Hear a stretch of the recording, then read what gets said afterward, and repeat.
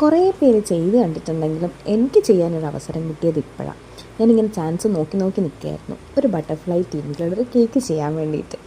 അപ്പോൾ അങ്ങനെ കാത്ത് നിന്ന് നമുക്ക് കിട്ടി ഒരു ബട്ടർഫ്ലൈ കേക്ക്.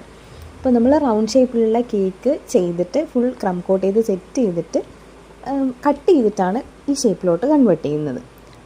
അപ്പോൾ സൈഡൊക്കെ ഫിനിഷ് ചെയ്ത് കഴിഞ്ഞാൽ ബാക്കി നമ്മുടെ പരിപാടികൾ മുഴുവൻ ഈ ഒരു സ്പൂൺ വെച്ചിട്ടാണ്. നമ്മൾ പൈപ്പിംഗ് ബാഗിൽ കുറച്ച് ക്രീം എടുത്തിട്ട് ഇതുപോലെ ജസ്റ്റ് ഡോട്ടായി ചെയ്ത് കൊടുക്കുക. എന്നിട്ട് ജസ്റ്റ് സ്പൂൺ വെച്ച് ഇങ്ങനെ വലിച്ചു കൊടുത്തു കഴിഞ്ഞാൽ നമ്മുടെ ബട്ടർഫ്ലൈയുടെ ചിറകൊക്കെ റെഡിയായി.